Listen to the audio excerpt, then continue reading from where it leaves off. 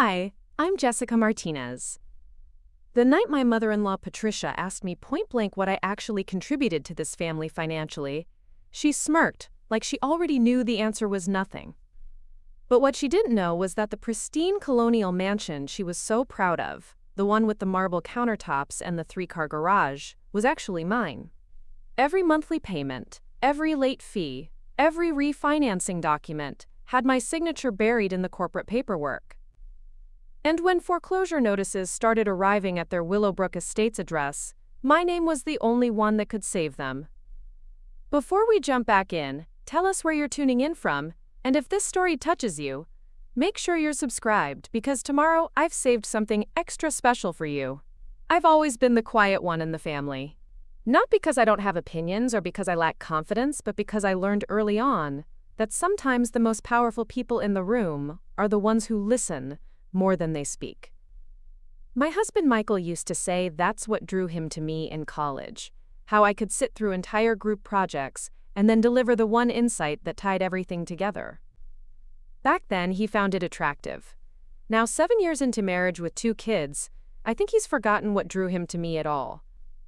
The invitation arrived on ivory cardstock with gold embossed lettering, the kind of formal announcement that screams old money and social expectations. Patricia Torres cordially invites you to celebrate Michael's promotion to Senior Claims Adjuster at Pacific Northwest Insurance. The event was scheduled for a Saturday evening at their Willowbrook Estates home, and the dress code was listed as cocktail attire. I held the invitation between my fingers, feeling the expensive paper stock, and wondered if they'd included the dress code specifically for me, as a not-so-subtle reminder that I needed to step up my game. Michael was excited in the way that men get when their mothers finally approve of something they've done. He'd been chasing this promotion for 3 years, staying late at the office, taking on extra cases, networking at company events that I usually attended alone because someone had to stay home with Emma and Noah. When he finally got the news, the first person he called wasn't me, it was his mother. I found out about the promotion when he walked through our duplex door at Cedar Grove with a bottle of champagne and an announcement that his parents were throwing him a party. Our duplex isn't much to look at from the outside. The paint on the trim is peeling, and the small front yard has more dandelions than grass. But inside, I've made it warm and inviting with carefully chosen secondhand furniture and the kind of personal touches that make a house feel like home. Emma has covered the refrigerator with her artwork, and Noah's toy cars create elaborate traffic jams in the living room. It's not the life I grew up with, but it's ours, and I've been proud of what we've built together on Michael's insurance salary and my freelance graphic design income. The week leading up to the party, Patricia called every other day with updates and suggestions. Did I have something appropriate to wear? Would I be able to contribute anything to the menu? Did I think I could manage to keep the children well-behaved for the entire evening? Each conversation felt like a gentle interrogation wrapped in maternal concern. I answered yes to everything, even though buying a new dress would mean pushing back our grocery budget, and even though I knew that whatever I contributed to the menu would be overshadowed by the catered appetizers she was having delivered from that expensive place downtown. I spent Thursday afternoon at the mall with both kids in tow, searching for something that would meet Patricia's definition of cocktail attire without completely destroying our monthly budget. Emma was patient, entertaining Noah while I tried on dresses in the clearance section of 3 different stores. I finally found a navy blue dress with 3/4 sleeves that looked professional enough to pass inspection. It wasn't designer, but it fit well and made me feel confident. Emma told me I looked like a princess, which was exactly the kind of validation I needed. Saturday evening arrived with the kind of crisp October air that makes everything feel significant. I spent an hour getting ready, carefully applying makeup and styling my hair in a way that I hoped would look effortless but polished. Michael was unusually quiet as we drove through the winding streets of Willowbrook Estates, past houses that looked like they belonged in architectural magazines. He seemed nervous, which wasn't like him. Usually family gatherings energized him, but tonight he kept checking his reflection in the rearview mirror and adjusting his tie. The Torres house sits on a corner lot with professional landscaping and a circular driveway that can accommodate at least 6 cars. The exterior is all clean lines and expensive materials, the kind of modern colonial that whispers success without having to shout it. Patricia had hired a valet service for the evening, which seemed excessive for a family party, but I handed over our keys to the teenager in the bow tie and smiled like this was perfectly normal. Inside, the house buzzed with conversation and the gentle clinking of glass. Patricia had invited what seemed like half the insurance industry, along with extended family members and neighbors from their exclusive subdivision.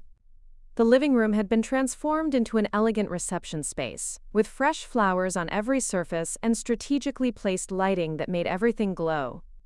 I recognized a few faces from previous family gatherings, but most of the guests were strangers, who nodded politely when Michael introduced me as his wife, the graphic designer.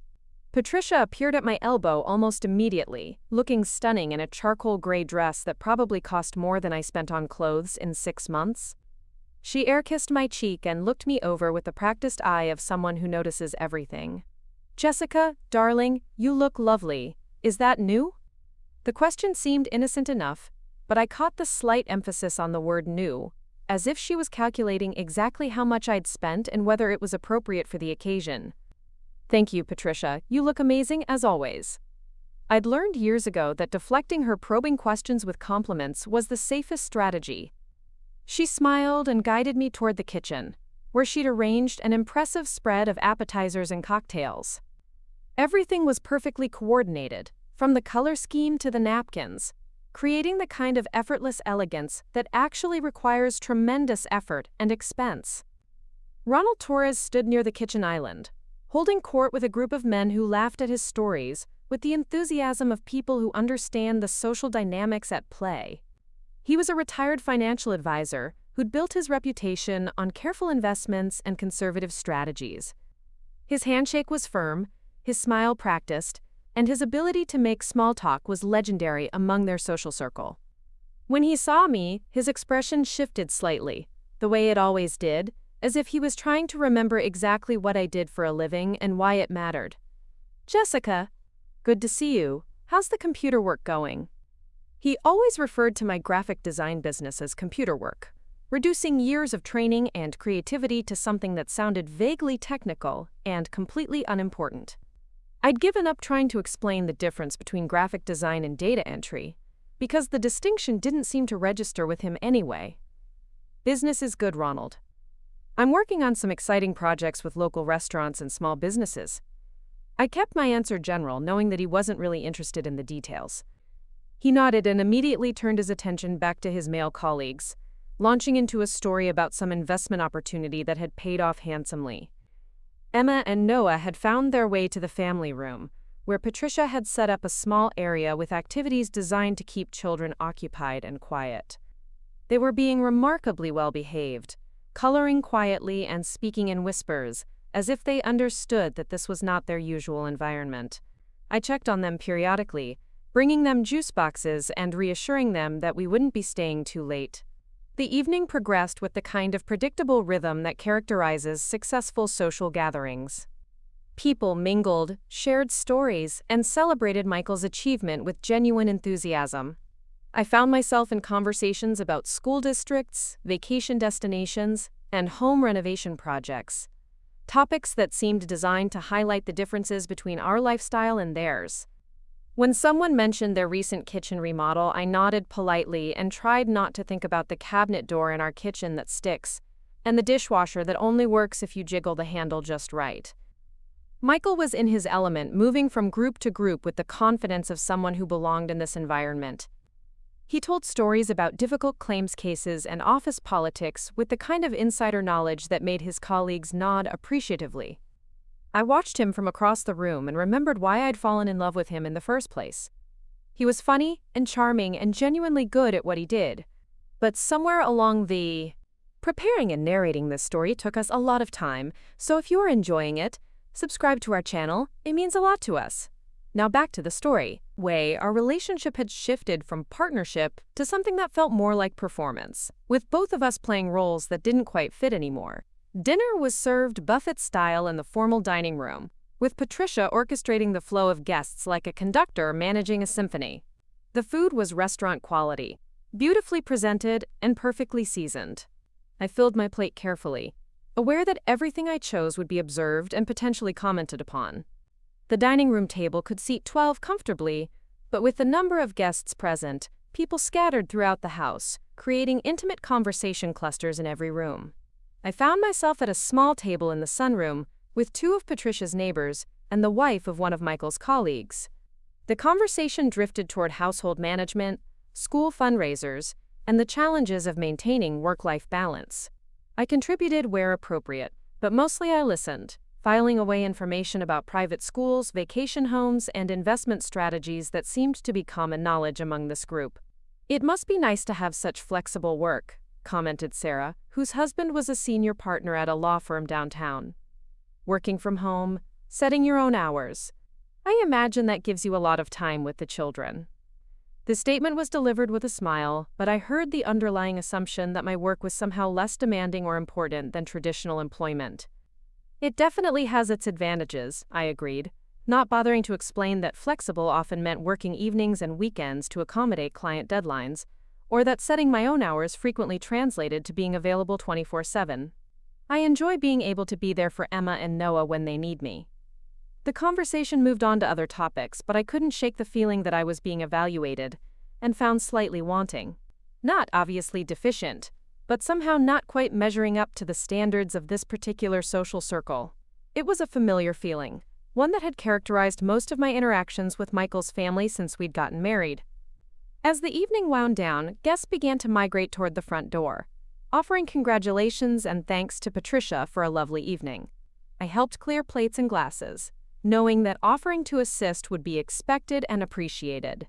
Patricia accepted my help graciously, but I noticed that she also subtly rearranged some of the items I'd organized, as if my system wasn't quite up to her standards. "Jessica, could I speak with you privately for a moment?" Patricia's voice carried that particular tone that mothers-in-law use when they want to have a serious conversation disguised as casual chat. Michael was still engaged in conversation with some colleagues near the front door, and the children were safely occupied in the family room, so I followed her into the kitchen where we could talk without being overheard. She began wiping down counters that were already spotless, a nervous habit I'd observed during previous family gatherings.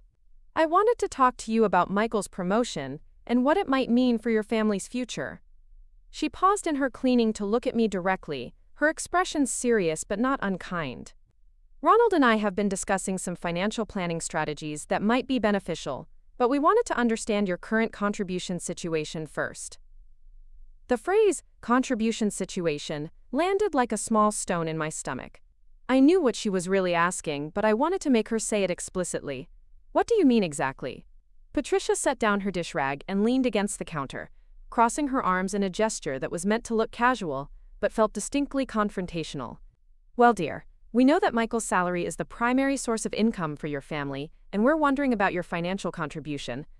The graphic design work, is that bringing in significant income, or is it more of a hobby situation?" The word hobby stung more than I expected it to.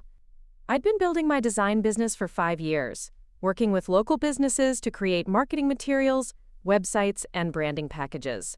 It wasn't making us rich, but it was legitimate work that required skill, creativity, and business acumen. To have it dismissed as a hobby felt like a deliberate minimization of my professional capabilities. "My business generates enough income to cover our monthly expenses for childcare, groceries, and household necessities," I replied, keeping my voice level and professional. "It may not be a traditional corporate salary, but it's a significant contribution to our family's financial stability."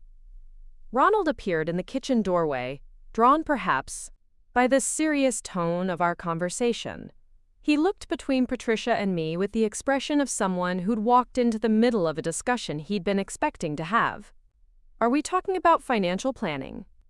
"Because I have some thoughts about optimizing your family's investment strategy." Patricia straightened up and gestured for him to join us. We were just discussing Jessica's income contribution and how it factors into Michael's career advancement opportunities. She turned back to me with a smile that didn't reach her eyes. "Ronald has some excellent ideas about maximizing Michael's promotion potential, but we need to understand the full financial picture first." Ronald nodded enthusiastically and pulled out one of the kitchen bar stools, settling in for what was clearly going to be a longer conversation than I'd anticipated. The thing is, Jessica, in today's competitive environment, advancement often depends on projecting the right image. Company events, client entertainment, community involvement. All of those things require a certain level of financial flexibility that's difficult to achieve on a single income. I felt my jaw tighten as I began to understand where this conversation was heading. They weren't just questioning my financial contribution. They were suggesting that my modest income was somehow holding Michael back from achieving his full potential. The implication was that I needed to either contribute more financially or step back completely so that Michael could focus on his career without the burden of supporting a family on a limited budget. "I'm not sure I understand what you're suggesting," I said, although I was beginning to understand exactly what they were suggesting. Patricia and Ronald exchanged a look that married couples develop after decades of having conversations without words. Patricia took the lead again, her voice taking on the tone of someone delivering helpful advice. "We're wondering if it might be time to consider some alternative arrangements. Perhaps full-time employment for you, something with benefits and a steady salary. Or maybe additional education to enhance your earning potential." "The graphic design thing is lovely," Ronald added, "but it's not really a career path that builds wealth or provides security. Michael's moving into management now, and there will be expectations about lifestyle and social involvement that require a more substantial financial foundation." I stood in their pristine kitchen, surrounded by appliances that cost more than our car, listening to them explain why my contribution to our family wasn't enough. The irony wasn't lost on me that this conversation was taking place in a house that I could afford to buy outright, if I chose to liquidate some of my investments. But they didn't know that, because I'd never told anyone in Michael's family about the inheritance I'd received from my grandfather 2 years earlier. "Have you considered what message it sends to potential clients when Michael shows up to company events with a wife who doesn't work in a traditional profession?" Patricia continued, her voice gentle but insistent. "People make assumptions about stability and success based on appearances, and right now, your situation might be creating the wrong impression." The phrase "your situation" felt deliberately vague and somehow insulting. My situation was that I was a married mother of 2, who ran a successful small business while managing the majority of our household responsibilities. My situation was that I contributed financially, emotionally, and practically to our family's well-being every single day. But apparently, my situation didn't measure up to their standards of appropriate spousal behavior. Michael appeared in the kitchen doorway, looking confused about why the 3 of us were having such an intense conversation. "What's going on in here? People are starting to leave, and I wanted to thank everyone before they go." Patricia immediately brightened, switching to her social hostess mode with practiced ease. "We were just having a lovely chat about financial planning and career opportunities. Your father has some wonderful ideas about maximizing your promotion potential." Michael looked at me with a question in his eyes, but I kept my expression neutral. This wasn't the time or place to have this conversation, and I wasn't going to create a scene at his celebration party. "That sounds interesting. We should definitely talk about it soon." Ronald clapped Michael on the shoulder with paternal pride. "Congratulations again, son. This promotion is just the beginning. With the right strategy and some smart planning, there's no limit to what you can achieve." As we gathered our children and prepared to leave, I couldn't shake the feeling that something fundamental had shifted in my relationship with Michael's family. The conversation in the kitchen hadn't been about financial planning or career advice. It had been about my place in their family hierarchy, and whether I was worthy of the position I occupied as Michael's wife and the mother of their grandchildren. During the drive home, Michael was quiet, processing the evening and his own thoughts about the future. Emma and Noah had fallen asleep in the back seat, exhausted from the late night and the effort of being on their best behavior for several hours. I stared out the passenger window at the houses we passed, thinking about hidden assets and family expectations and the strange position I found myself in. When we finally pulled into our driveway, Michael turned off the engine but made no move to get out of the car. "My parents really care about our future," he said, his voice careful and measured. "They want to help us succeed." I unbuckled my seatbelt and turned to look at him in the dim light of the car's interior. Is that what that conversation was about? Helping us succeed? He was quiet for a long moment, looking at his hands on the steering wheel. "They have a point about financial stability.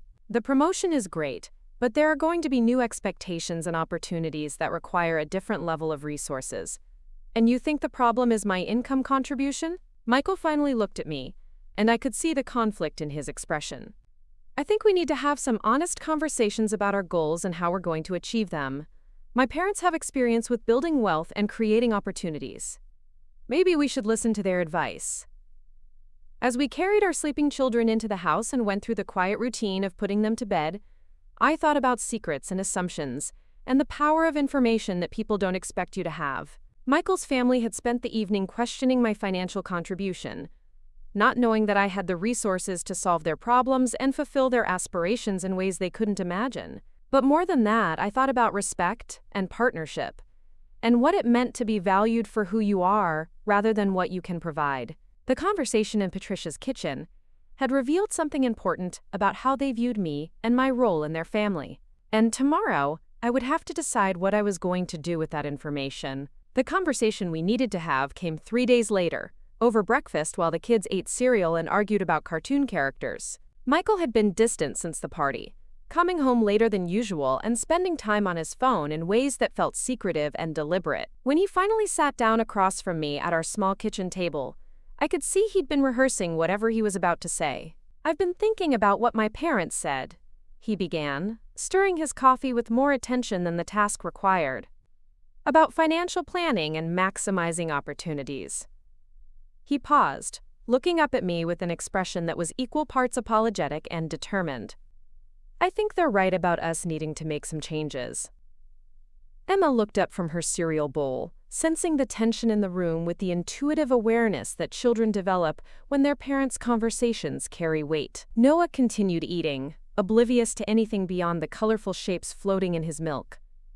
I kept my voice level and calm, not wanting to create anxiety for them before school. "What kind of changes are you thinking about?" Michael glanced toward the children, then back at me. "We can talk about details later, but basically, I think we need to be more strategic about our income situation. The promotion comes with new responsibilities and expectations, and I want to make sure we're positioned to take advantage of future opportunities." The phrase income situation echoed his mother's words from Saturday night, and I wondered how much of this conversation had been influenced by their private discussions. I nodded and continued eating my breakfast, filing away his comments for later analysis. After we got the kids off to school, we would have the space and privacy to explore what he really meant. The morning routine proceeded normally. Emma gathered her backpack and homework folder with the responsible efficiency of an 8-year-old who understood the importance of being prepared. Noah required more assistance, and I helped him find his library book and remember to bring his jacket. Michael kissed them both goodbye and left for work, without his usual lingering goodbye with me, a small change that felt significant in the context of everything else that was shifting. After the school bus pulled away, I stood in our quiet kitchen and tried to process the undercurrents of the conversation we'd just had. Michael's words had been carefully chosen and deliberately vague, which wasn't his normal communication style.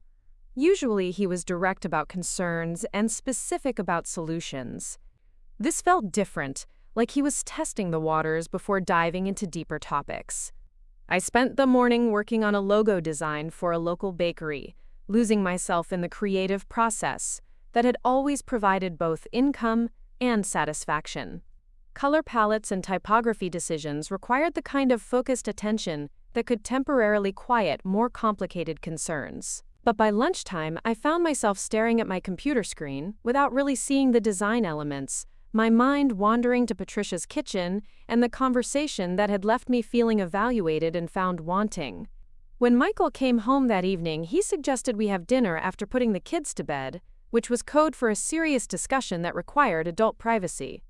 I agreed and spent the intervening hours helping with homework, supervising baths, and reading bedtime stories with the kind of present attention that children deserve, but that sometimes competes with adult worries for mental space.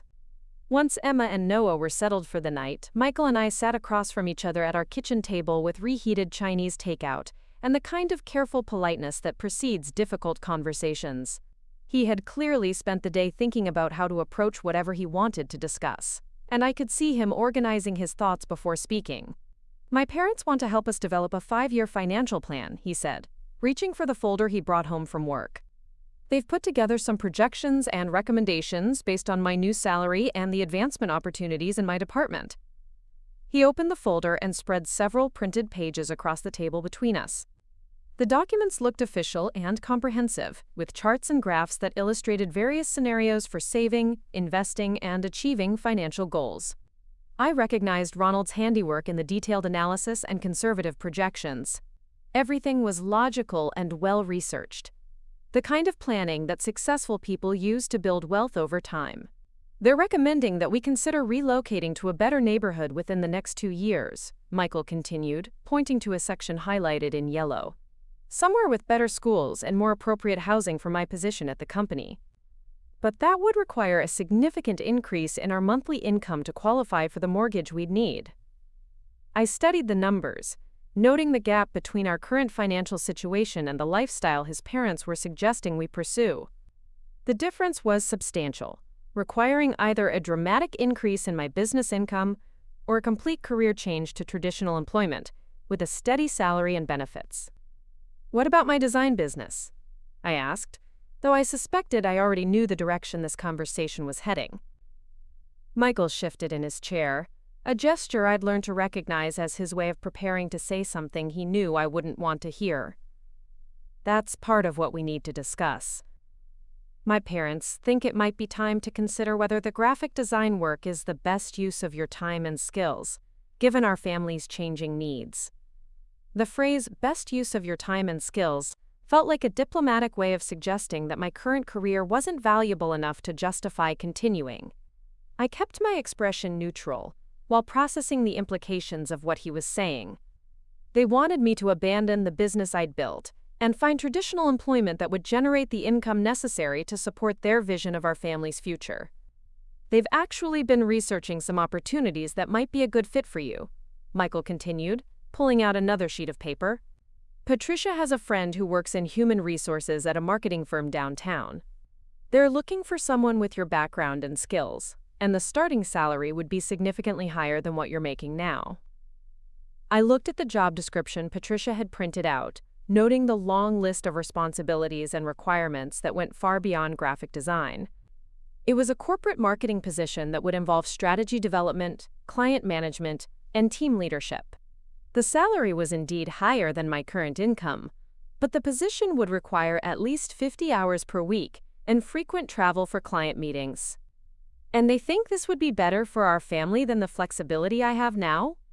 Michael nodded enthusiastically, seeming to interpret my question as interest rather than skepticism. "The stability and benefits would be huge for us. Health insurance, retirement contributions, paid vacation. Plus, the networking opportunities could lead to even better positions down the road."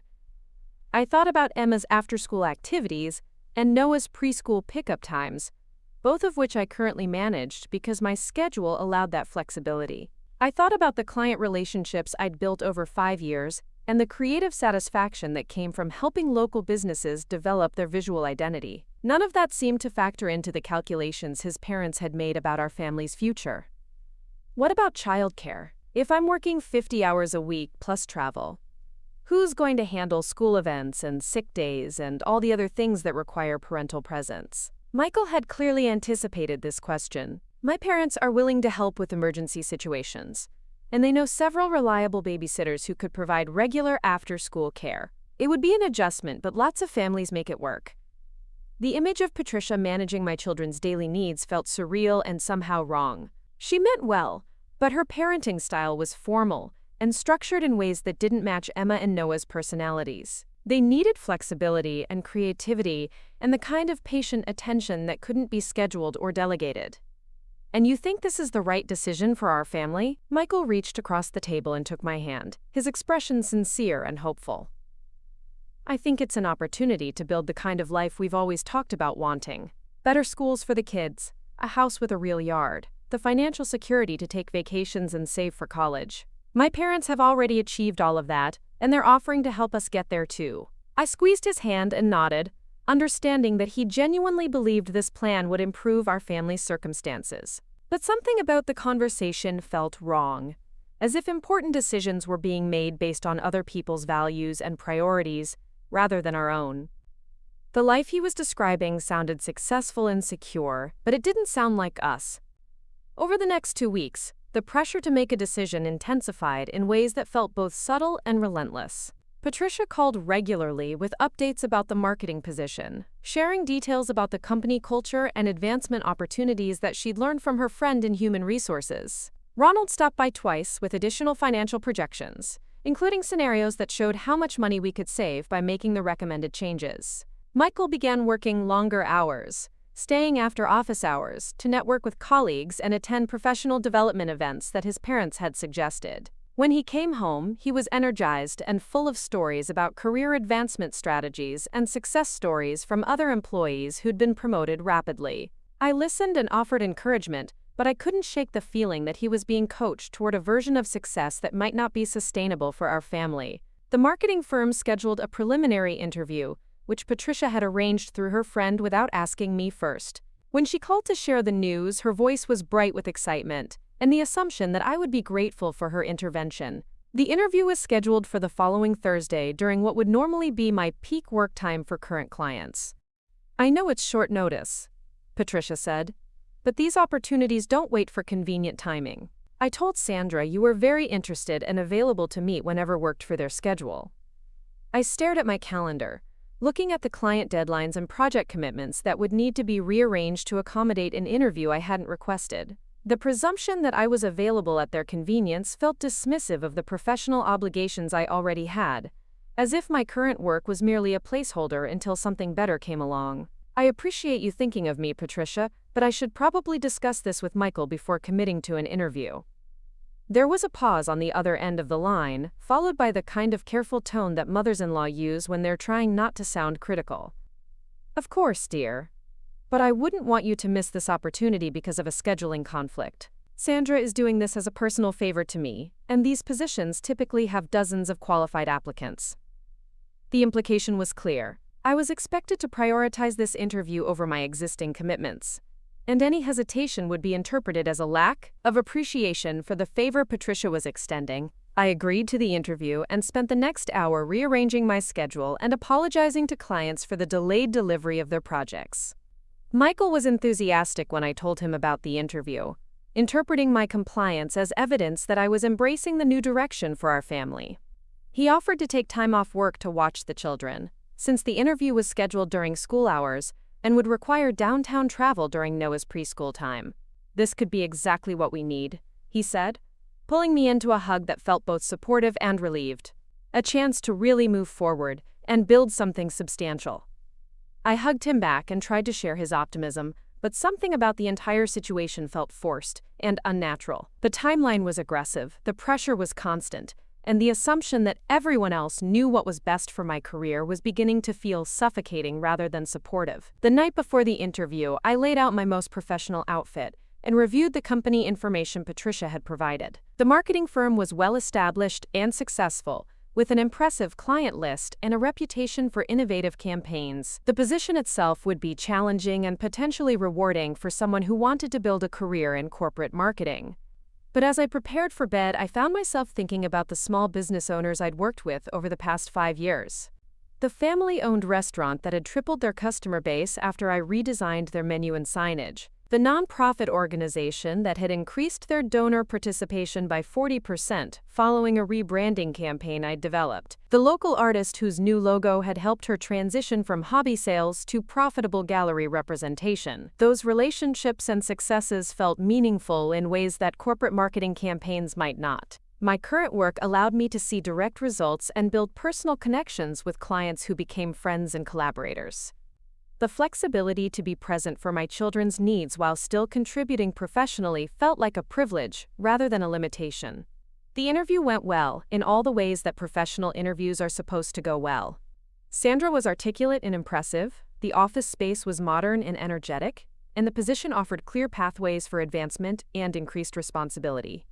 I answered questions thoughtfully and asked appropriate follow-up questions about company culture and performance expectations. But throughout the conversation, I found myself thinking about Emma's upcoming school play and Noah's parent-teacher conference, both of which would require flexibility that this position wouldn't accommodate. I thought about the creative projects that energized me, and the client relationships that felt personally meaningful. Most importantly, I thought about the strange feeling that I was auditioning for someone else's version of my life. Sandra offered me the position that afternoon, with a starting salary that exceeded Patricia's projections and benefits, that included health insurance, retirement matching, and 3 weeks of paid vacation.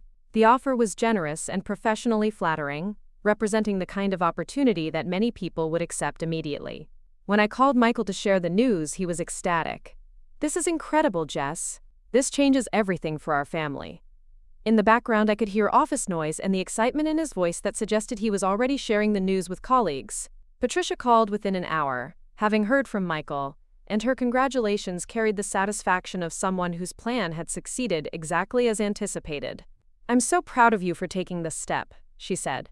"This is exactly the kind of career move that will open doors for your entire family." That evening, we celebrated with takeout pizza and sparkling cider, toasting what Michael called the beginning of our new life. Emma and Noah were excited by our excitement, though they didn't understand the implications of the changes that were being planned. They knew Mommy had gotten a new job, which seemed like good news that deserved celebration.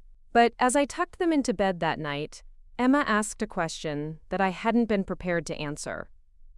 "Will you still be able to pick me up from school when you have your new job?"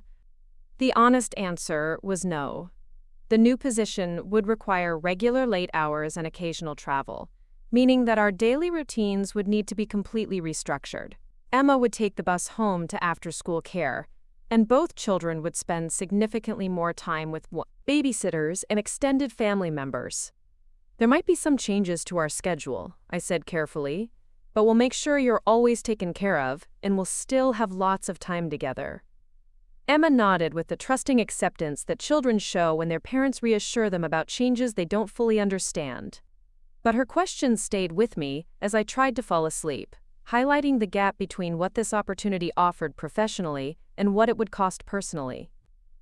The following morning brought a reality I hadn't anticipated. 2 of my current clients called to discuss upcoming projects, both expressing enthusiasm about working together on campaigns that would launch over the next few months. Their timing felt ironic, as if the universe was reminding me of what I would be leaving behind just as I was preparing to move forward. One of the clients was a young entrepreneur who was launching a sustainable clothing line and needed comprehensive branding support.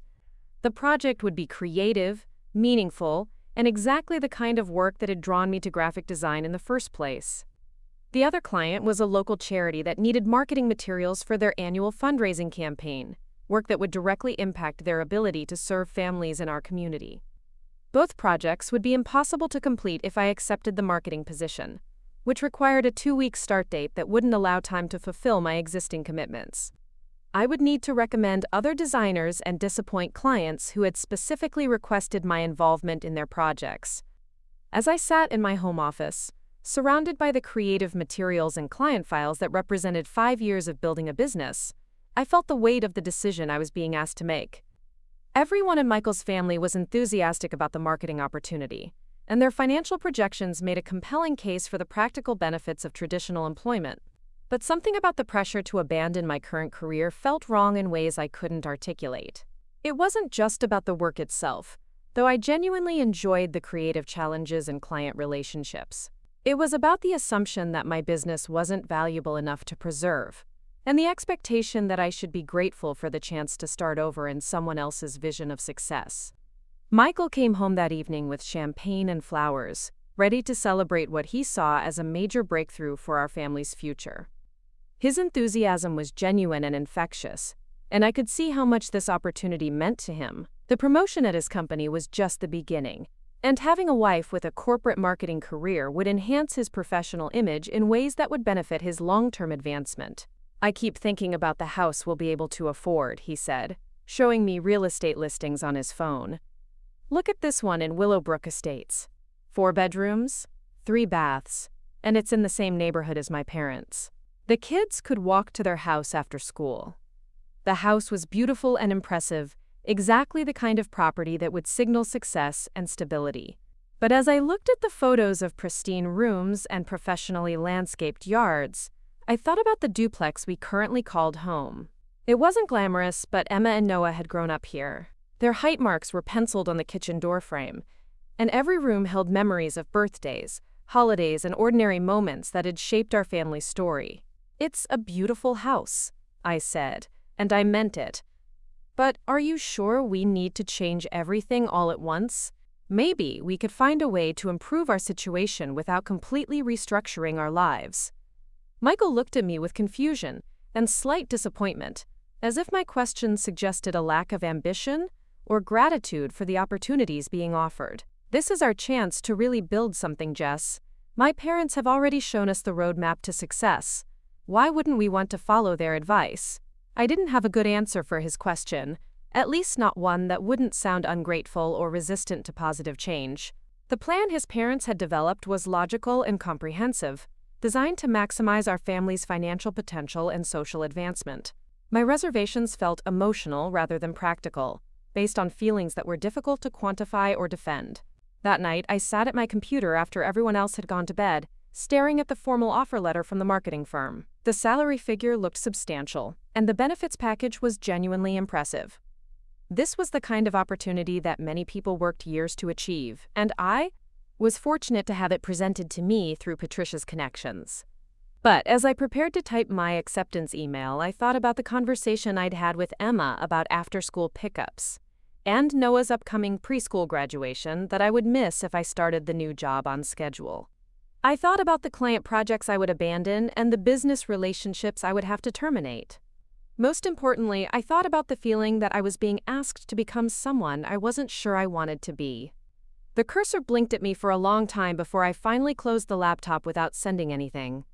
Tomorrow, I would need to make a decision that would determine the direction of our family's future. But tonight, I just wanted to sit in my quiet home office and think about the life we'd built, and whether the changes everyone was encouraging would actually make us happier. The morning brought an unexpected complication that would force my hand in ways I hadn't anticipated. Michael's father called before 7 a.m., which was unusual enough to signal that something important had happened.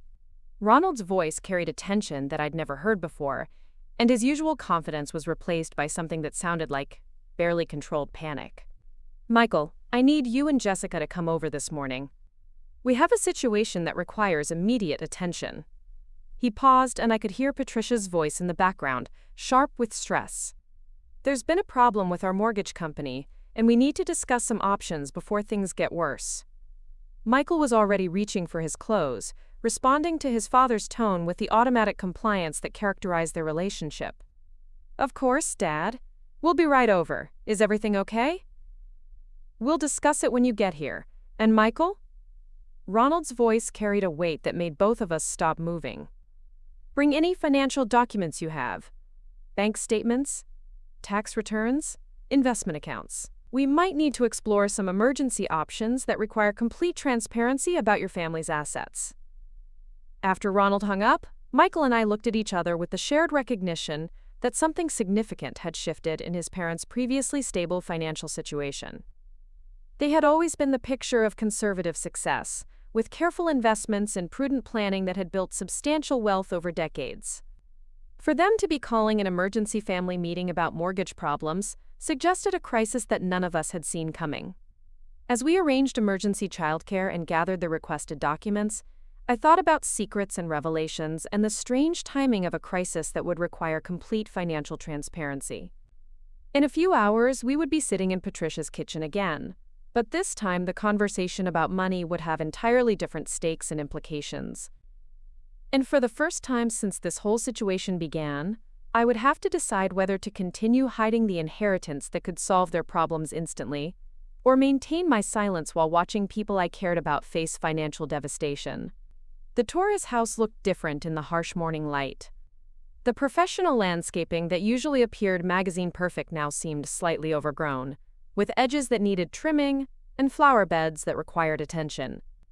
Even the circular driveway showed cracks in the pavement that I'd never noticed before, small imperfections that suggested deferred maintenance and tightening budgets.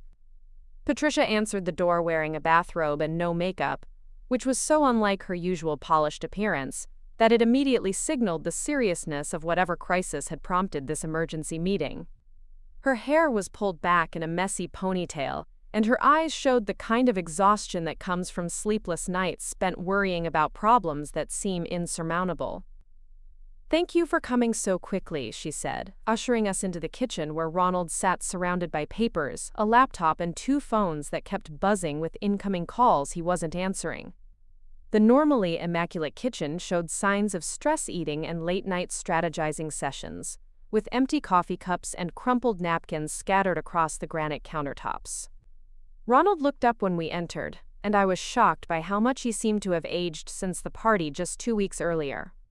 His usually confident demeanor had been replaced by something that looked like defeat, and his hands shook slightly as he gestured for us to sit down at the kitchen island. "We're in trouble," he said without preamble, his voice hoarse from what I assumed had been hours of difficult phone conversations. "The mortgage company is calling our loan due immediately, and we have 30 days to either pay the full balance or face foreclosure proceedings." Michael's face went pale as he processed this information. His parents' house wasn't just their home, it was the foundation of their identity and social status in the community. The idea that they could lose it seemed impossible, like hearing that gravity had stopped working, or that the sun had decided not to rise. "How is that possible?" Michael asked, his voice barely above a whisper. "You've never missed a payment. Your credit is perfect. How can they just call the loan due?" Patricia sat down heavily on one of the bar stools, looking older and more fragile than I'd ever seen her. "There was a clause in our refinancing agreement that we didn't fully understand. Something about the mortgage company being sold and the new owner having the right to demand immediate payment under certain circumstances." Ronald pulled out a thick folder and began spreading documents across the counter. "We refinanced 18 months ago to take advantage of lower interest rates and to access some equity for investment opportunities. The paperwork was complex, and our attorney assured us that everything was standard. But apparently, there was language buried in the fine print that gave the new mortgage holder options we never anticipated." I picked up one of the documents and began reading the legal language that outlined the terms of their refinancing agreement. The terminology was dense and technical, designed to obscure rather than clarify the actual implications of what they were signing. But as I worked through the clauses, I began to understand how they'd been maneuvered into a position of vulnerability. "The new mortgage company is something called Pinnacle Investment Group," Patricia continued, her voice carrying a bitterness that suggested she felt deceived and manipulated. "They bought our loan from the original lender, along with dozens of others in this neighborhood. Now they're systematically calling them due, apparently as part of some larger investment strategy."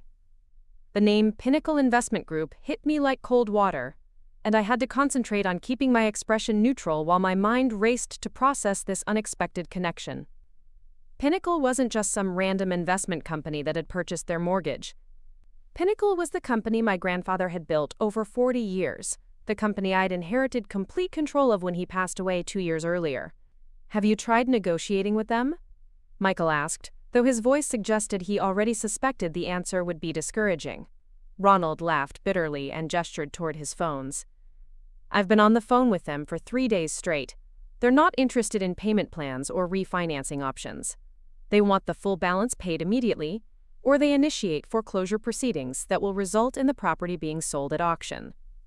I continued reading through their mortgage documents while trying to process the implications of what I was learning.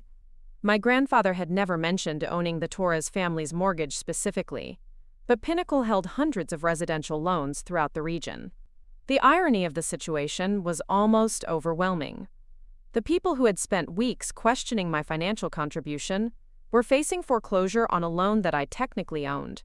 "How much do you owe?" I asked, keeping my voice carefully neutral while I calculated numbers in my head. Patricia looked at Ronald, who consulted a spreadsheet on his laptop before answering. "The remaining balance is $847,000. We have about $60,000 in readily available savings, and we could potentially access another $100,000 by liquidating some investments. But that's nowhere close to what we need." The amount was significant for them, but it represented less than 2% of Pinnacle's total assets under management. I could resolve their crisis with a single phone call, but doing so would require revealing information about my financial situation that I'd kept private for very specific reasons. Michael was studying the foreclosure timeline, his face growing increasingly worried as he read the legal requirements and deadlines they would need to meet. Is there anything we can do to help? Our savings aren't substantial, but if there's some way to combine resources or co-sign for a new loan. His offer was generous and touching, particularly given that our combined savings would make almost no difference in addressing a debt of this magnitude. But it revealed something important about his character and his genuine concern for his parents' welfare that went beyond financial calculations. Ronald shook his head sadly. We appreciate the offer, son, but this isn't the kind of problem that can be solved with small contributions. We need a miracle or a completely unexpected source of substantial funding. I set down the mortgage documents and walked to the kitchen window, ostensibly to look at their backyard, but actually to give myself time to think about the decision I was facing. In a few minutes, I could end their crisis by making a phone call to Pinnacle's management team, which reported directly to me as the company's sole owner. The foreclosure proceedings could be stopped immediately, and we could restructure their loan terms to ensure that they never face this situation again. But revealing my ownership of Pinnacle would also mean disclosing the inheritance that had made me quietly wealthy beyond anything Michael's family could imagine. My grandfather had been deliberately low profile about his business success, preferring to build wealth without attracting attention or social complications. He'd taught me to value the privacy and freedom that came from financial security that didn't need to be displayed or discussed.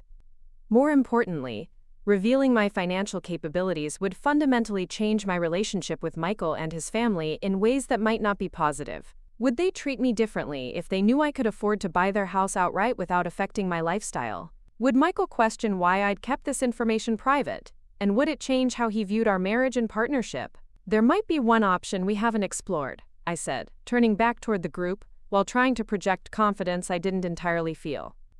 I have some business connections in the financial sector that might be able to provide insights into Pinnacle's decision-making process. Ronald looked up with the first hint of hope I'd seen in his expression all morning. What kind of connections?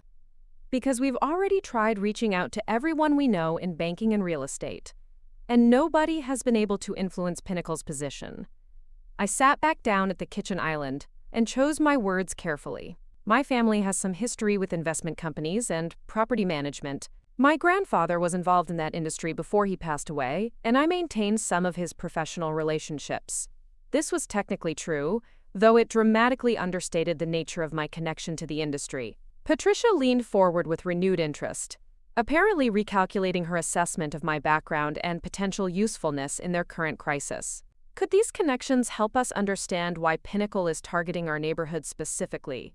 Because this doesn't seem random. They're calling loans due on some of the most valuable properties in Willowbrook Estates, almost like they have a specific acquisition strategy. Her observation was astute and uncomfortably accurate. I knew from quarterly reports that Pinnacle had been systematically acquiring properties in upscale neighborhoods throughout the region, using legal technicalities to force sales, and then either reselling at substantial profits or converting to rental properties. It was an aggressive but legal investment strategy that generated significant returns while displacing long-term homeowners. I can make some inquiries and see what information might be available, I said, pulling out my phone as if I was checking contacts. But I should mention that these kinds of negotiations often require demonstrating financial capacity or offering alternative arrangements that address the lender's underlying concerns. Michael looked between his parents and me with an expression that suggested he was beginning to understand that this conversation involved capabilities and resources he hadn't previously known about. Jessica, if there's anything you can do to help my parents, we would be incredibly grateful. This house means everything to them. The emotion in his voice made my decision feel simultaneously easier and more complicated. I loved my husband and wanted to help his family, but I also recognized that resolving their crisis would require explanations that might change our relationship in unpredictable ways. Let me make some phone calls and see what options might be available, I said, standing up and gathering my purse. I'll need to review some documents and have some confidential conversations, but I should be able to provide more information by this afternoon. Patricia stood as well, reaching out to hug me with a warmth and gratitude that felt both genuine and painful given the context of our recent conversations about my financial contributions. Thank you so much for doing this, Jessica. I know we haven't always. Family relationships can be complicated, but this means everything to us. As Michael and I drove home, he was unusually quiet, processing both his parents' crisis and the revelation that I apparently had access to financial resources and connections he hadn't known about. When we finally pulled into our driveway, he turned off the engine but made no move to get out of the car. "How long have you known people in the investment industry?"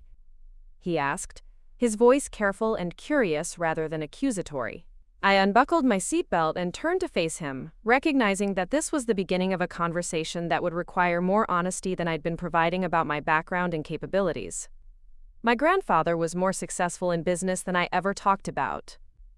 When he passed away, I inherited some of his professional relationships along with other assets.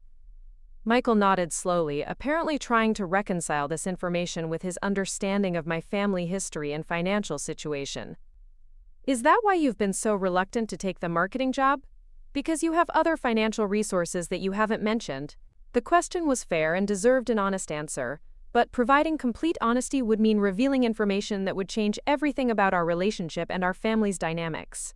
I took a deep breath and decided to provide as much truth as I could without completely upending our lives. My grandfather left me some investments that provide more financial security than I've discussed. I've been managing those assets quietly while building my design business, and I haven't felt the need to make our family's financial situation a topic of conversation with your parents. Michael was quiet for a long moment, looking at his hands on the steering wheel while he processed this information. "So when my parents were pressuring you about income contributions and career changes, you knew that their concerns weren't actually necessary?" I could hear the beginning of anger in his voice, not directed at me specifically, but at the situation and the assumptions everyone had been making. I knew that our family's financial stability wasn't as precarious as they believed, but I also knew that revealing that information would create different kinds of complications and expectations. We sat in silence for several minutes, both of us thinking about the implications of secrets and assumptions and the ways that money can complicate relationships even when it's intended to provide security and options. Finally, Michael looked at me directly, his expression serious but not hostile. "Can you actually help my parents with their mortgage situation?" I met his gaze and nodded. "Yes, I think I can. But doing so will require some explanations about my grandfather's business and the assets I inherited. Are you prepared for those conversations and what they might change about how your family views me?" Michael reached over and took my hand, squeezing it gently. "My parents are facing the loss of their home. If you have the ability to help them, I think that's more important than any complications it might create." After lunch, while Michael stayed home with the children, I drove to the downtown office building that housed Pinnacle Investment Group's regional headquarters. I hadn't visited the offices since my grandfather's funeral, preferring to manage my oversight responsibilities through quarterly reports and phone conferences with the executive team. But this situation required a more direct approach. The receptionist recognized my name immediately and ushered me into the executive conference room where David Chen, Pinnacle's regional director, was waiting with a thick file of documents related to the Willowbrook Estates acquisitions. David had worked with my grandfather for over 15 years and was one of the few people who understood the full scope of the company's holdings and investment strategies. "I understand you have questions about the Torres property," he said, opening the file and spreading out maps and financial projections that illustrated Pinnacle's plans for the neighborhood. "The acquisition strategy has been very successful so far, with strong profit margins and excellent potential for continued appreciation." I studied the documents, noting that the Torres house was one of 12 properties in Willowbrook Estates that Pinnacle was systematically acquiring through forced sales and foreclosure proceedings. The strategy was financially sound but ethically questionable, displacing families who had lived in the neighborhood for decades in order to maximize investment returns. "What happens to the properties after acquisition?" I asked, though I suspected I already knew the answer. David pointed to a spreadsheet that outlined post-acquisition plans for each property. "Most will be renovated and resold at market peaks, generating returns of 20 to 30% over the acquisition costs. A few will be converted to high-end rental properties, providing ongoing income streams." The numbers were impressive from a business perspective, but they represented the displacement of families and the destruction of established communities in favor of profit maximization. I thought about Patricia and Ronald facing the loss of their home, and about other families throughout the neighborhood who were probably receiving similar foreclosure notices. I want to modify the strategy for the Torres property specifically, I said, using the tone of voice my grandfather had taught me, for making decisions that weren't open to negotiation. Cancel the foreclosure proceedings and restructure their loan terms to ensure long-term sustainability. David looked confused, consulting his notes about the property's acquisition timeline and profit projections. The Torres foreclosure is scheduled to proceed next week, and we already have buyers lined up for the auction. Canceling now would represent a significant lost opportunity. I leaned back in my chair and looked at him with the expression my grandfather had used when employees needed to be reminded about the chain of command and decision-making authority. David, who owns this company? His expression shifted as he remembered that I wasn't just a family member asking for favors, but the sole owner of Pinnacle Investment Group, with complete authority over all business decisions. You do, of course. I apologize for questioning your directive. Restructure the Torres loan with favorable terms that ensure they can maintain their home without financial stress. And while you're at it, review the other Willowbrook Estates acquisitions to identify any properties where families are facing genuine hardship rather than just strategic displacement. David nodded and began making notes about implementing my instructions. Should I prepare documentation showing the financial impact of these modifications on our quarterly projections? I stood up and gathered my purse, feeling the weight of decision-making authority that I'd inherited along with the company assets. Prepare whatever documentation you need, but prioritize human impact over profit margins for these specific cases. My grandfather built this company to provide financial security, not to destroy other family security for investment gains. As I left the Pinnacle offices, I thought about the phone call I would need to make to Patricia and Ronald, and the explanations I would need to provide to Michael about the true scope of my inheritance and business ownership. Tonight, the conversation about financial contributions would have an entirely different context, and my in-laws would learn that the woman they'd been pressuring to get a traditional job actually controlled the company that held their mortgage. The irony wasn't lost on me that their crisis had forced the revelation of information I'd kept private for 2 years. But more than irony, I felt a sense of relief about finally being able to use my resources to help people I cared about, even if those same people had recently been questioning my value and contributions to our family. That evening, I called Patricia and asked if Michael and I could come over after dinner to discuss some developments regarding their mortgage situation. Her voice carried hope mixed with anxiety, the emotional combination of someone who desperately wanted good news but had learned not to expect it. When we arrived at their house, Ronald and Patricia were waiting in the living room, with documents spread across the coffee table and expressions that suggested they'd been discussing worst-case scenarios and backup plans. They looked up when we entered, and I could see them trying to read my expression for clues about what information I might be bringing. I have some good news about your mortgage situation, I said, sitting down across from them, while Michael settled beside me with an expression that was equal parts supportive and curious about what I was going to reveal. Patricia clasped her hands together, looking almost afraid to hope. Were your connections able to provide some insights into Pinnacle's decision-making process?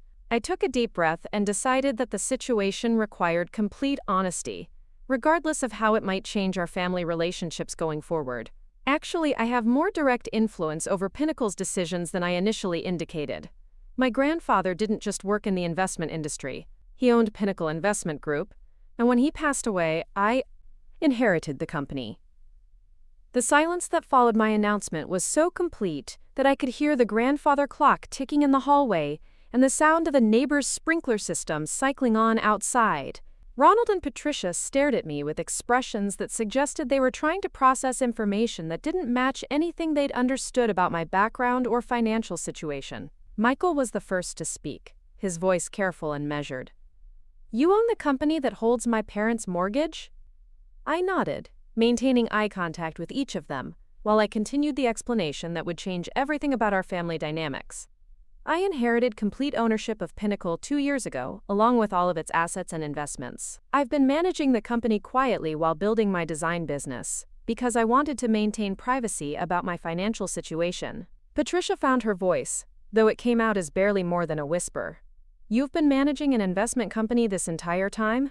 My grandfather taught me about business and financial management from the time I was in high school. When he became ill, I worked with him to understand all aspects of the company's operations. Inheriting Pinnacle wasn't just about receiving money. It was about taking responsibility for a business that affects hundreds of families and communities.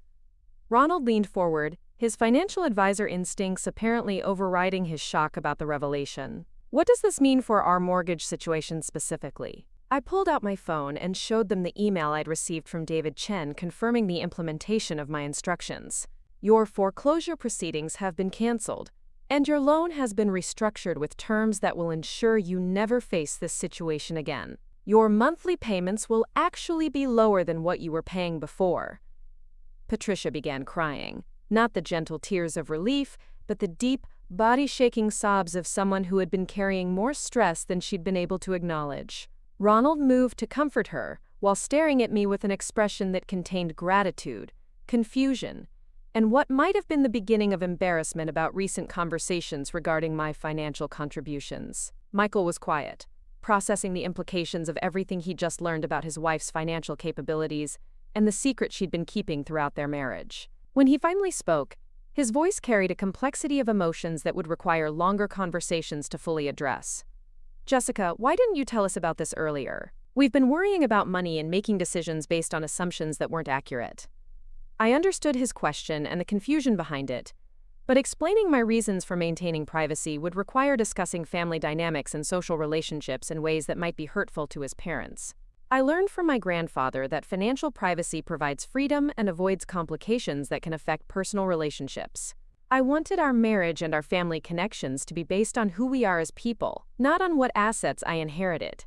Patricia looked up from Ronald's shoulder, her makeup smeared but her expression clearing as she began to understand the full scope of what had just been revealed. You've been listening to us talk about your financial contributions and career limitations while knowing that you owned a multi-million-dollar company? The question carried a weight that went beyond simple curiosity about my motivations.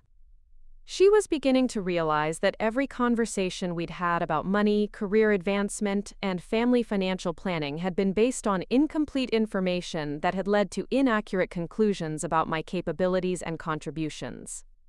I understand that this information changes the context of recent conversations, I said gently. But I hope you can also understand why I chose to keep my business ownership private. Money can complicate relationships in ways that aren't always positive, and I wanted to build connections with Michael's family based on mutual respect and affection, rather than financial considerations. Ronald was reviewing the mortgage restructuring documentation on his phone, shaking his head in apparent disbelief at the favorable terms that had just been implemented. These payment terms are better than anything we could have negotiated with any traditional lender. You essentially saved our home and improved our financial situation beyond what we had before the crisis. The gratitude in his voice was genuine, but I could also hear the beginning of a recalculation about family dynamics and social hierarchies that would need to be addressed in future conversations. Tonight had changed everything about how Michael's family viewed me, and it would take time to understand the long-term implications of that change. As we prepared to leave, Patricia hugged me with an intensity that felt different from any previous embrace. "Thank you," she whispered. "Not just for saving our house, but for being gracious about our misunderstandings regarding your situation." During the drive home, Michael and I sat in comfortable silence, both of us processing the events of the day and the revelations that would reshape our family's future. When we finally pulled into our driveway, he turned to me with a question that I'd been expecting. "What else haven't you told me about your inheritance and business responsibilities?" I smiled at him, feeling relieved to finally be able to discuss the full scope of my financial situation and the daily decisions that came with managing substantial assets. "How much time do you have?" "Because there's quite a bit more to discuss." The conversation that night lasted until nearly 3 in the morning, with Michael and me sitting at our kitchen table surrounded by documents, financial statements, and coffee cups that had long since gone cold. Once I began explaining the full scope of my inheritance, the questions seemed endless, and each answer led to new revelations that shifted his understanding of our entire relationship. "So when you said you were working on client projects, you were also managing a multi-million-dollar investment portfolio?" Michael asked, leaning back in his chair with an expression that mixed admiration with bewilderment. I nodded, spreading out quarterly reports that showed Pinnacle's holdings across 3 states. Most of the day-to-day operations are handled by the management team my grandfather put in place, but major decisions require my approval. The client work allows me to stay creative while fulfilling my responsibilities as owner. Michael picked up one of the reports, scanning numbers that represented more wealth than his family had accumulated over generations. How did your grandfather build something this substantial without anyone knowing about it? The question touched on one of the most important lessons my grandfather had taught me about wealth and privacy. He believed that visible success creates expectations and complications that can interfere with actual prosperity. He built the company quietly, reinvesting profits rather than displaying them, and he taught me to value financial independence over social recognition. As I explained my grandfather's philosophy and business approach, I watched Michael process the implications of what this meant for our family's future. The promotion he'd been so excited about, while still meaningful for his career satisfaction, no longer carried the financial pressure we'd both been feeling. The house his parents wanted us to buy was easily affordable, along with private schools, college funds, and any other goals we might want to pursue. "Why didn't you tell me when we got married?" he asked, his voice carrying hurt rather than anger. "Did you think I would treat you differently if I knew about your financial situation?" The question was fair but complex, touching on insecurities and relationship dynamics that went beyond simple trust issues. "When we met in college, you were attracted to my independence and ambition. You said you respected that I wasn't looking for someone to take care of me financially. I was afraid that knowing about my inheritance would change that dynamic." Michael was quiet for a long time, apparently thinking about our early relationship and the assumptions he'd made about my background and motivations. "I fell in love with you because you were smart and creative and determined to build something meaningful with your life. Learning that you're also incredibly successful in business doesn't change any of that." His reassurance meant more than he probably realized, addressing fears I'd carried for years about how financial disclosure might affect our partnership. But it also raised questions about how this revelation would change our daily lives and long-term plans. "What happens now?" I asked, gesturing toward the documents that represented responsibilities and opportunities we'd never discussed. "How do we integrate this information into our life together?" Michael reached across the table and took my hand, his grip warm and steady. "We figure it out together. But first, I think you need to call that marketing firm and decline their job offer." The next morning brought a series of phone calls that felt both liberating and nerve-wracking. Sandra at the marketing firm was gracious about my decision to decline their offer, though I could hear confusion in her voice about why someone would turn down such a substantial salary increase. I didn't attempt to explain the real reasons, simply expressing gratitude for the opportunity and hopes that we might work together in the future. Patricia called while I was still processing the relief of having made that decision. Her voice was different from any previous conversation we'd had, carrying a warmth and respect that hadn't been present before last night's revelations. "Jessica, I hope you know how grateful Ronald and I are for everything you did yesterday. But I also wanted to apologize for the assumptions we made about your contributions to the family. We clearly didn't understand your situation." The apology was sincere and appreciated, but it also highlighted the complicated dynamics that money introduces into family relationships. "Thank you for saying that, Patricia. I understand why you had concerns about our financial stability, and I probably should have been more open about my situation earlier." We talked for nearly an hour about family dynamics, business responsibilities, and the ways that financial privacy can create misunderstandings, even when it's intended to avoid complications. Patricia's perspective as someone who had built wealth through traditional career advancement provided insights into different approaches to financial success and family planning. "I've been thinking about the marketing position you were considering," she said toward the end of our conversation. "Given what we now know about your business responsibilities, I realize that corporate employment might not be the best use of your time and skills." The complete reversal of her previous position was startling but welcome. Instead of pressuring me to abandon my design business for traditional employment, she was now suggesting that my entrepreneurial work might be more valuable than corporate advancement. "I appreciate your support," I said. "I'm hoping we can find ways for my design work and pinnacle responsibilities to complement each other while still allowing flexibility for family priorities." After ending the call with Patricia, I spent the morning reviewing Pinnacle's portfolio and considering how I might take a more active role in the company's operations. My grandfather had taught me to think about business ownership as stewardship rather than just profit generation, emphasizing long-term community impact over short-term financial gains. The Willowbrook Estates situation had highlighted some ethical concerns about Pinnacle's acquisition strategies, and I realized that owning the company gave me the power to implement changes that better aligned with my values. The profits were substantial, but they came at the cost of displacing families and disrupting established communities.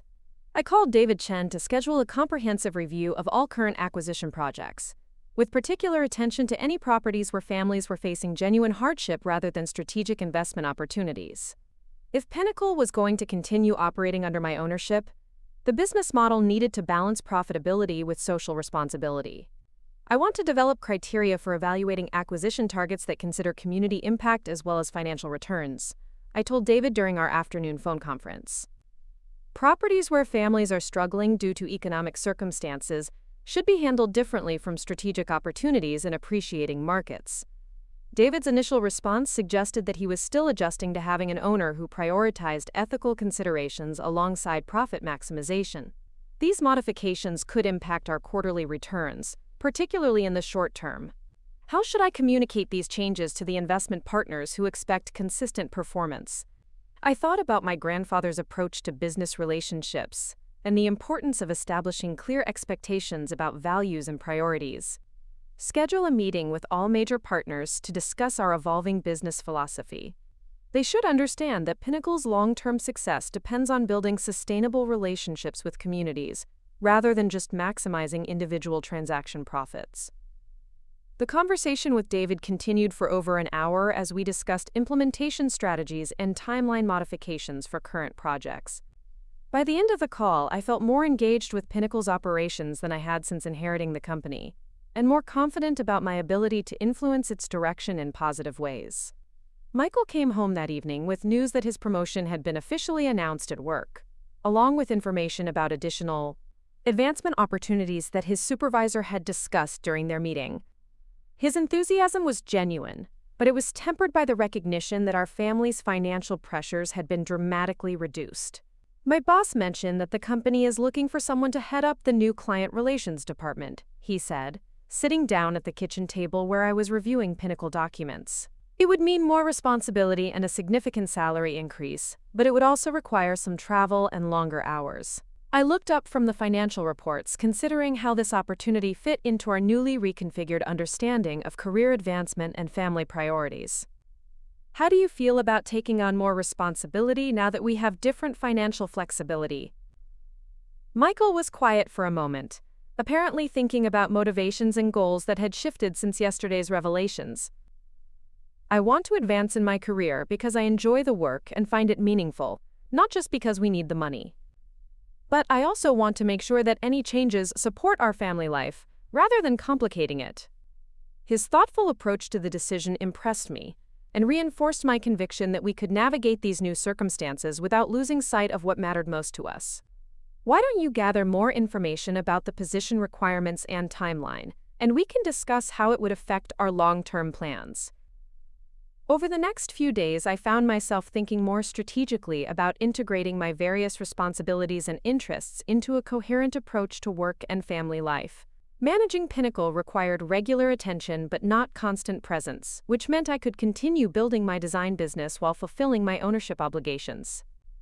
More importantly, I began to see opportunities for these different aspects of my professional life to support each other in meaningful ways. Some of my design clients were small business owners who could benefit from Pinnacle's commercial lending services, while some of Pinnacle's community development projects could use creative marketing support. The idea of creating synergies between my different professional roles felt exciting and sustainable in ways that choosing between them had not. Instead of viewing my design work and investment responsibilities as competing priorities, I could develop them as complementary aspects of a broader approach to business and community engagement. Amanda Johnson, my friend who worked as a financial advisor, called to check in after hearing through mutual acquaintances that something significant had happened with Michael's family's mortgage situation.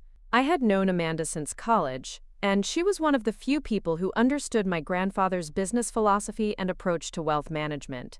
I heard through the grapevine that you might have been involved in resolving some kind of foreclosure crisis, she said. her voice carrying the curiosity of someone who suspected there was more to the story than surface appearances suggested. I decided that Amanda's professional expertise and personal discretion made her a valuable confidant for discussing the implications of my recent decisions. It's a long story, but essentially I had to reveal my ownership of Pinnacle to prevent Michael's parents from losing their house. Amanda was quiet for a moment, processing the implications of what I'd just told her. "You revealed your grandfather's company, after keeping it private for 2 years? This must have been some serious crisis." Our conversation continued for nearly an hour, as I explained the sequence of events that had led to my disclosure and the family dynamics that had influenced my decision. Amanda's perspective as a financial professional provided insights into the business implications of my choices, while her friendship offered emotional support for the personal complexities involved.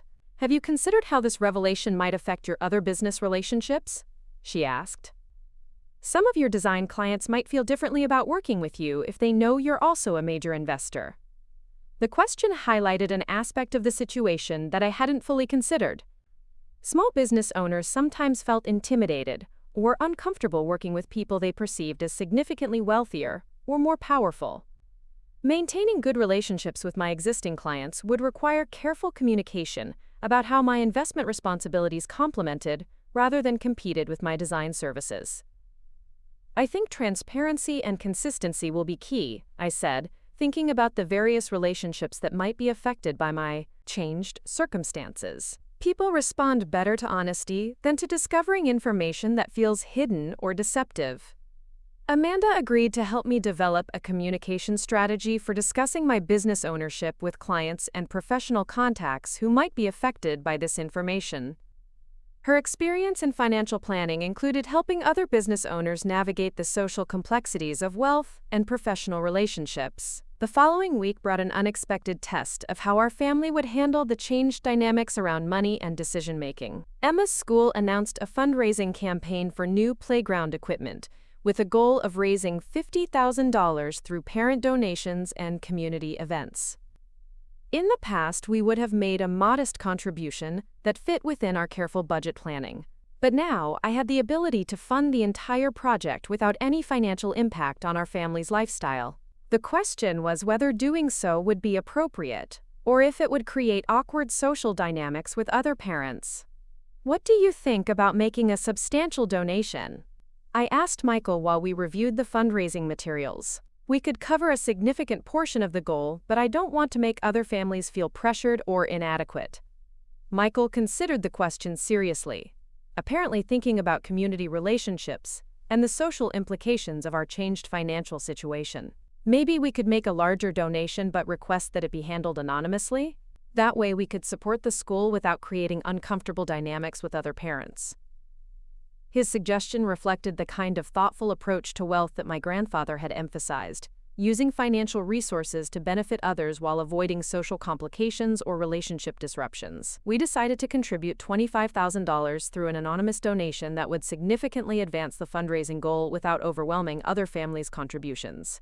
The experience of making that decision together felt like a positive sign that we could navigate our new circumstances while maintaining the values and priorities that had always been important to our family.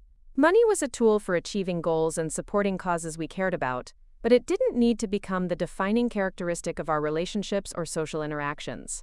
Patricia and Ronald invited us for dinner the following Saturday, their first social event since the mortgage crisis had been resolved. The invitation felt different from previous family gatherings, carrying gratitude and respect, rather than the subtle evaluation that had characterized earlier interactions. When we arrived at their house, Patricia greeted me with a warmth that seemed more genuine than social politeness. "Jessica, I've been thinking all week about how to properly thank you for what you did. Saving our home was just the beginning. You gave us back our security and peace of mind." The dinner conversation was more relaxed and inclusive than any previous family gathering I could remember. Instead of focusing on Michael's career advancement or questioning my professional choices, Patricia and Ronald asked thoughtful questions about my business responsibilities and expressed genuine interest in my perspectives on financial planning and investment strategies. "I've been curious about your grandfather's approach to building wealth," Ronald said during dessert. The company he created is impressive not just in terms of financial success, but in terms of community impact and employee satisfaction. How did he balance profitability with social responsibility?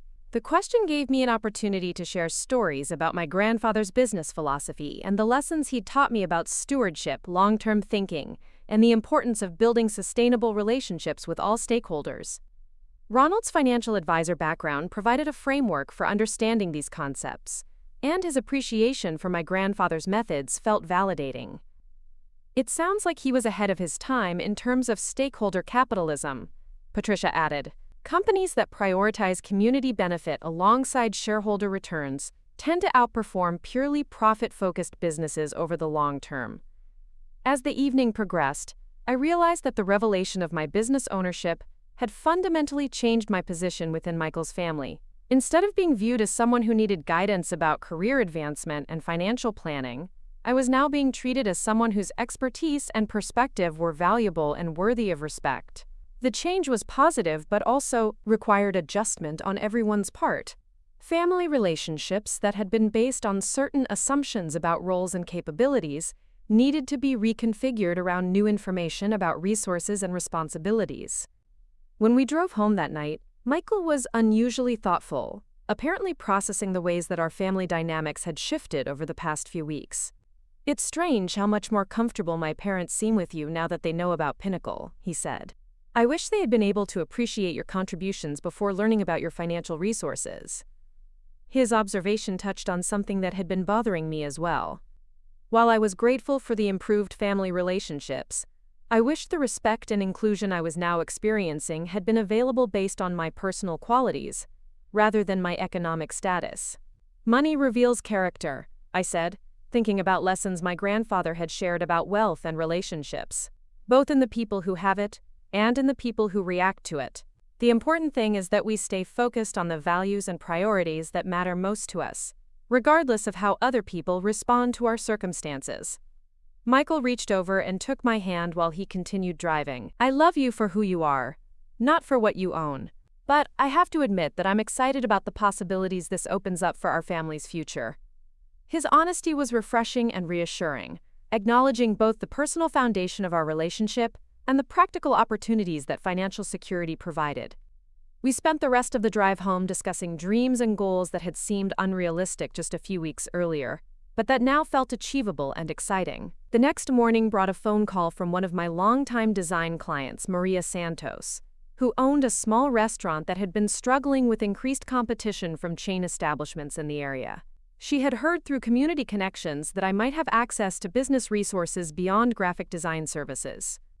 "I don't want to impose on our friendship," Maria said, her voice carrying the careful tone of someone who needed help but didn't want to appear presumptuous. "But someone mentioned that you might know about small business loans or investment opportunities."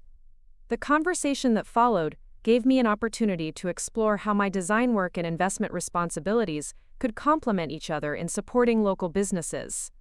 Maria's restaurant was exactly the kind of community-focused enterprise that aligned with my values, and her creative marketing needs matched my design expertise. "What if we approached this as a comprehensive business development project?" I suggested. "I could provide design services for rebranding and marketing, while also exploring whether Pinnacle might offer favorable financing for expansion or equipment upgrades." Maria's enthusiasm for this integrated approach was immediate and energizing. Instead of viewing my different professional roles as separate activities, I could develop them as coordinated strategies for supporting entrepreneurs and strengthening local communities. Over the following days, I began developing a framework for combining my design services with Pinnacle's investment capabilities to create comprehensive support packages for small business owners. The approach would allow me to use my creative skills while leveraging financial resources to make a meaningful impact on local economic development. The model felt sustainable and exciting in ways that choosing between my different interests had not. Instead of compartmentalizing my professional activities, I could integrate them into a coherent approach that maximized both personal satisfaction and community benefit. Michael's enthusiasm for this integrated business model matched my own excitement about the possibilities it represented. "You're creating something entirely new," he said after I explained the concept. A combination of creative services and financial support that could revolutionize how small businesses access the resources they need to succeed. His perspective helped me see the broader implications of what I was developing, not just as a personal solution to balancing my interests, but as a potentially innovative approach to business development that other entrepreneurs might find valuable. As the week progressed, I found myself thinking more strategically about the long-term vision for my professional activities and the impact I wanted to create through my work. The revelation of my business ownership had been prompted by a family crisis, but it had opened opportunities for authentic expression of my values and capabilities that felt more aligned with my true interests than anything I'd pursued before. The marketing job that had seemed so important just a few weeks earlier now felt like it would have been a step backward, constraining my creativity and limiting my ability to make meaningful contributions to causes I cared about.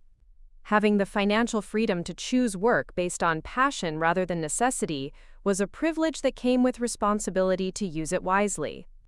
That responsibility felt both exciting and daunting as I considered how to build something meaningful with the resources and opportunities available to me. But for the first time in years, I felt like I was moving toward a future that reflected my authentic interests and values, rather than compromising them for security or social expectations.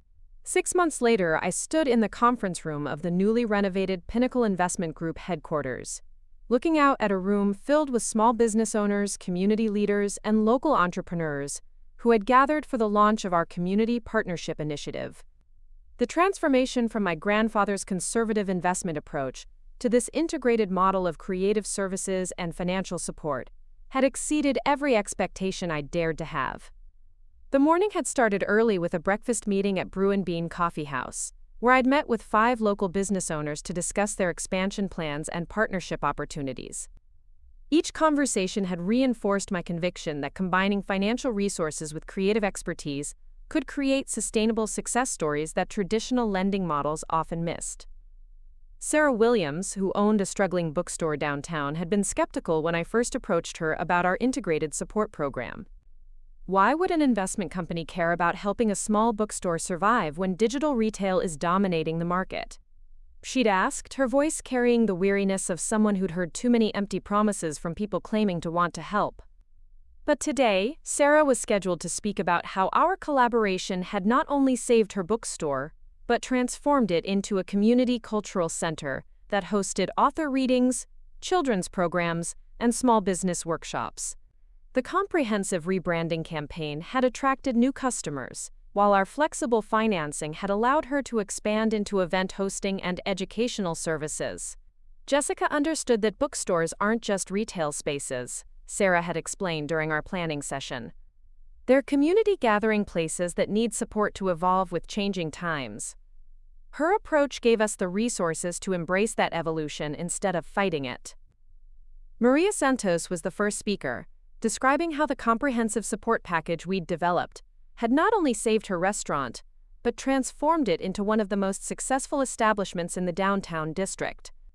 The rebranding campaign had attracted new customers, while the favorable financing terms had allowed her to expand her kitchen and hire additional staff from the local community.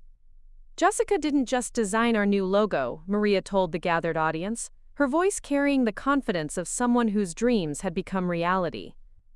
She invested in our vision and provided the resources we needed to turn potential into success. This is what real partnership looks like when someone believes in your capabilities, rather than just evaluating your current circumstances. The applause that followed Maria's presentation was enthusiastic and genuine, reflecting the room's appreciation for success stories that had grown from collaborative support rather than individual struggle. I watched the faces of other business owners in the audience, seeing hope and possibility where there might previously have been resignation and worry. As I listened to Maria and the other business owners share their stories, I thought about the woman I'd been just months earlier, sitting in Patricia's kitchen while my financial contributions were questioned and dismissed. The irony of that memory felt both bitter and sweet, a reminder of how dramatically circumstances could shift when hidden truths finally came to light. Patricia and Ronald sat in the front row, beaming with pride that seemed entirely genuine rather than obligatory. The mortgage crisis that had forced my disclosure had ultimately strengthened our family relationships in ways that surface-level pleasantries never could have achieved. They now understood not just my financial capabilities, but my commitment to using those capabilities in ways that created meaningful impact for entire communities. When Jessica told us about her business ownership, my first reaction was shock. Patricia had confided to her neighbors, not knowing I could overhear the conversation at last week's community barbecue. But watching her transform Pinnacle into something that actually improves people's lives has been incredible. She's not just wealthy, she's wise about how to use wealth responsibly. The shift in Patricia's perspective represented a broader change in how our community viewed success and contribution. Instead of measuring worth through traditional employment markers like corporate titles and salary levels, people were beginning to recognize the value of entrepreneurial thinking and innovative approaches to solving local economic problems. Ronald had become one of my most enthusiastic supporters, using his connections in the financial services industry to refer other investment professionals who were interested in learning about our community-focused approach. Jessica has proved that doing good and doing well aren't mutually exclusive, he'd told his former colleagues at the Regional Financial Advisors Conference. Her model is generating better returns than purely profit-focused strategies while creating lasting positive impact. Michael had accepted the promotion to head the Client Relations Department, but on terms that prioritized family balance over unlimited advancement. His confidence in making that choice reflected the security that came from our changed financial circumstances, but more importantly, it demonstrated his commitment to values that transcended monetary considerations. The promotion is rewarding because I enjoy the work, not because we need the income, he'd explained to his colleagues, who couldn't understand why he'd negotiated for flexible scheduling rather than maximum salary increases. Having that freedom allows me to focus on doing excellent work rather than just advancing for advancement's sake. Michael's approach to his career had inspired some of his coworkers to reconsider their own priorities and negotiate for better work-life balance arrangements. The insurance company had initially been resistant to flexible scheduling requests, but Michael's high performance while working reduced hours had demonstrated that productivity didn't necessarily correlate with time spent in the office.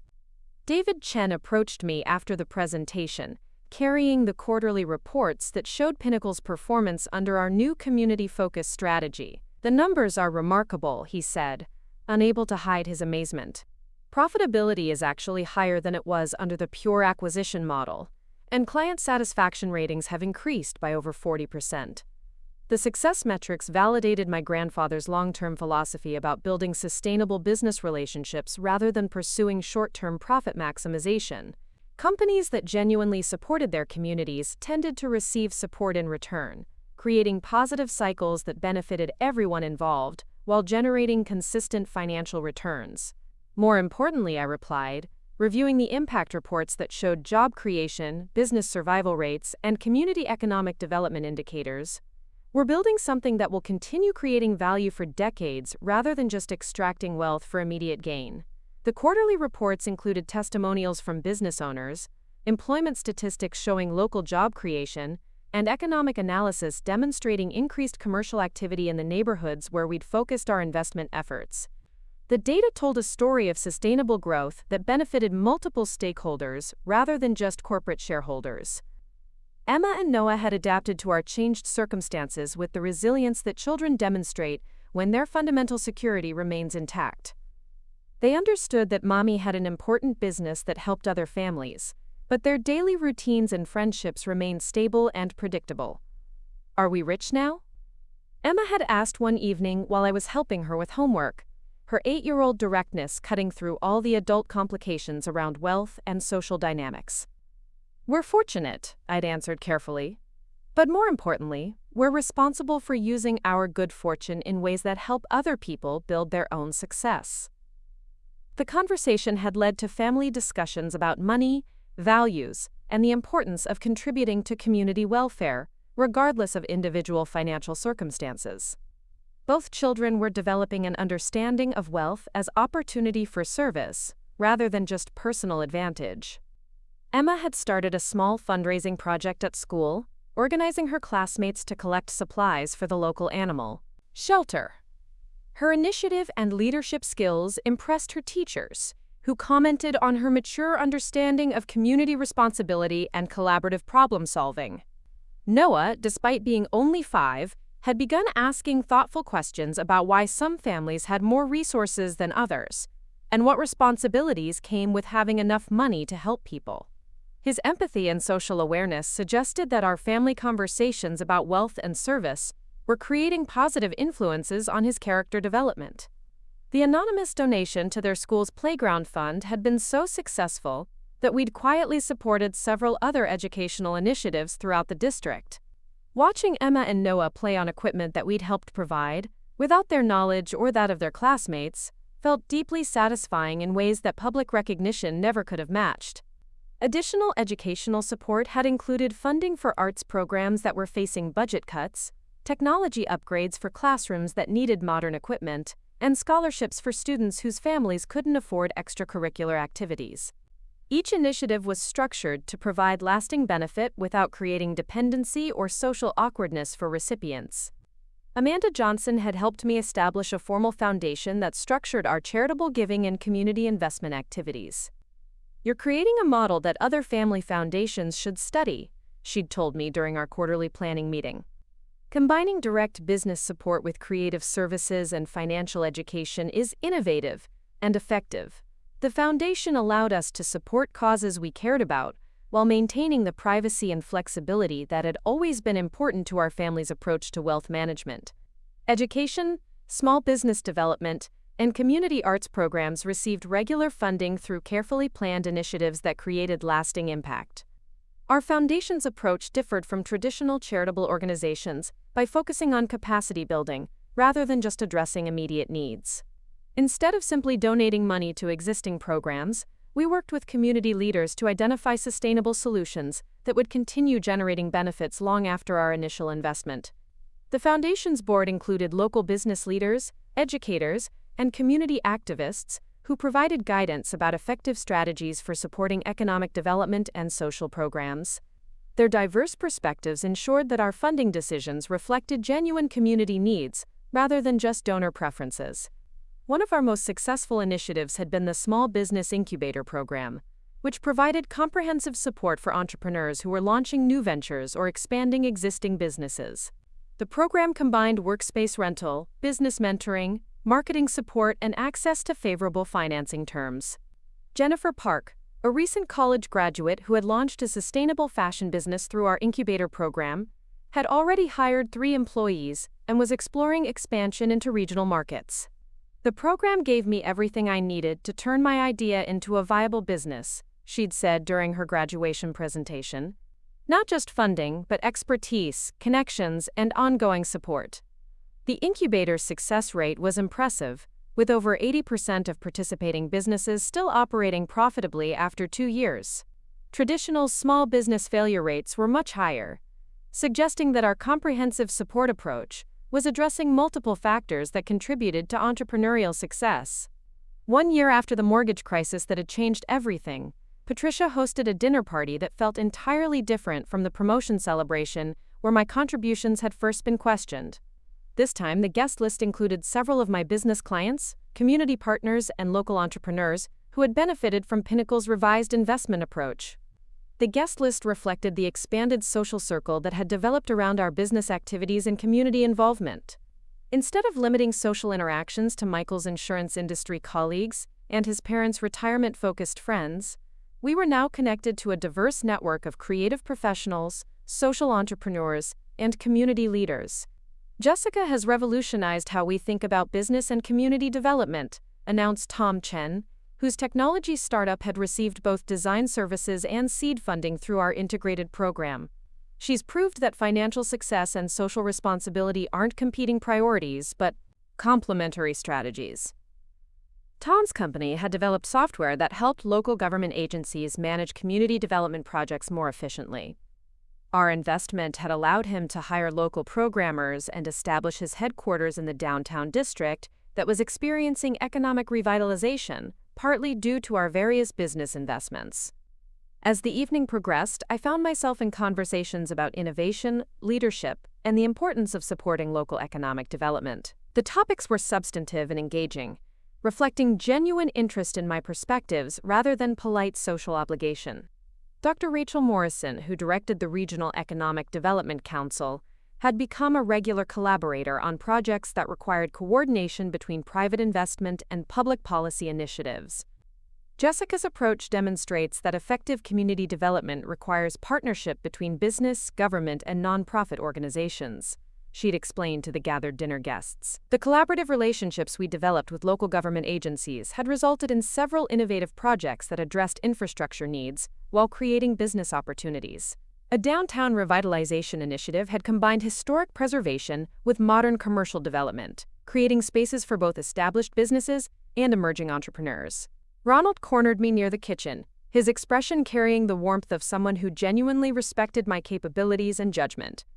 "I owe you an apology," he said quietly, "not just for the assumptions we made about your financial situation, but for underestimating your business acumen and leadership potential." His acknowledgement meant more than he probably realized, representing recognition not just of my resources but of my character and competence. "Family relationships are complicated," I replied. "The important thing is that we've learned to appreciate each other's contributions and support each other's goals." Ronald's perspective on family dynamics had evolved significantly since learning about my business ownership and observing my approach to wealth management. He'd begun recommending my integrated business model to his former clients, who were interested in socially responsible investing strategies. "I spent 40 years focusing purely on financial returns," he'd confided during a recent conversation. "Watching you build something that generates profits while improving people's lives has made me reconsider what success really means." The conversation reflected a broader evolution in how our extended family approached discussions about money, career advancement, and personal success. Instead of focusing exclusively on traditional employment metrics, we now celebrated diverse forms of contribution and achievement. Patricia had started volunteering with the Foundation's educational initiatives, using her organizational skills and social connections to support programs that provided scholarships and mentoring for students from low-income families. Her involvement reflected genuine commitment rather than just social obligation. "Working with Jessica's foundation has given me a sense of purpose that I never found in traditional volunteer activities," Patricia had told her book club members. "We're not just raising money for good causes, we're building sustainable systems that will continue helping people for years to come." Michael found me on the back patio as the party was winding down, joining me in watching Emma and Noah chase fireflies in the carefully maintained garden that Patricia had always been so proud of. "Do you ever think about that night when everything changed?" he asked, wrapping his arms around me from behind. I leaned back against his chest, thinking about the woman I'd been that evening, quietly enduring questions about my worthwhile, knowing information that would transform everyone's understanding of our family's circumstances. "I think about how different our lives might have been if your parents hadn't needed help with their mortgage," I said. The crisis forced honesty that we might never have chosen otherwise. The revelation had been prompted by emergency rather than planned disclosure, but the results had exceeded every positive outcome I could have anticipated. Our marriage was stronger, family relationships were more authentic, and my professional activities were more aligned with my values than ever before. "I'm proud of what you've built," Michael said, gesturing toward the house where our family and friends were continuing conversations about community development and collaborative success. Not just the business. Fundamental had shifted in my relationship with Michael's family. The conversation in the kitchen hadn't been about financial planning or career advice. It had been about my place in their family hierarchy, and whether I was worthy of the position I occupied as Michael's wife and the mother of their grandchildren. During the drive home, Michael was quiet, processing the evening and his own thoughts about the future. Emma and Noah had fallen asleep in the back seat, exhausted from the late night and the effort of being on their best behavior for several hours. I stared out the passenger window at the houses we passed, thinking about hidden assets and family expectations and the strange position I found myself in. When we finally pulled into our driveway, Michael turned off the engine but made no move to get out of the car. "My parents really care about our future," he said, his voice careful and measured. "They want to help us succeed." I unbuckled my seatbelt and turned to look at him in the dim light of the car's interior. Is that what that conversation was about? Helping us succeed? He was quiet for a long moment, looking at his hands on the steering wheel. They have a point about financial stability. The promotion is great, but there are going to be new expectations and opportunities that require a different level of resources. And you think the problem is my income contribution? Michael finally looked at me, and I could see the conflict in his expression. I think we need to have some honest conversations about our goals and how we're going to achieve them. My parents have experience with building wealth and creating opportunities. Maybe we should listen to their advice. As we carried our sleeping children into the house and went through the quiet routine of putting them to bed, I thought about secrets and assumptions and the power of information that people don't expect you to have. Michael's family had spent the evening questioning my financial contribution, not knowing that I had the resources to solve their problems and fulfill their aspirations in ways they couldn't imagine. But more than that, I thought about respect and partnership, and what it meant to be valued for who you are rather than what you can provide. The conversation in Patricia's kitchen had revealed something important about how they viewed me and my role in their family.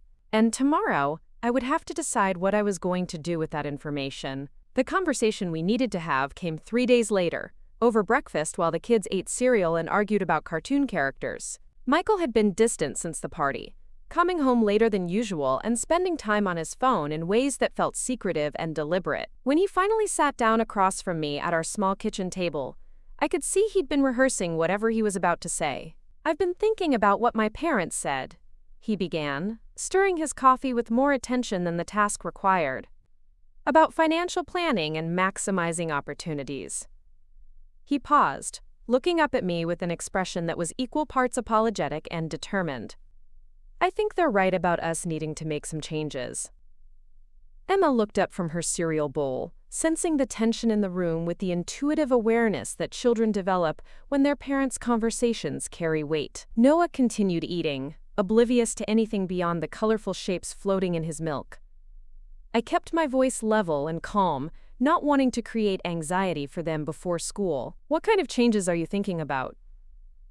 Michael glanced toward the children, then back at me. "We can talk about details later, but basically, I think we need to be more strategic about our income situation.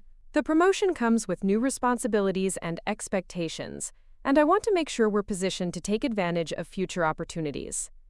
The phrase income situation echoed his mother's words from Saturday night, and I wondered how much of this conversation had been influenced by their private discussions. I nodded and continued eating my breakfast, filing away his comments for later analysis.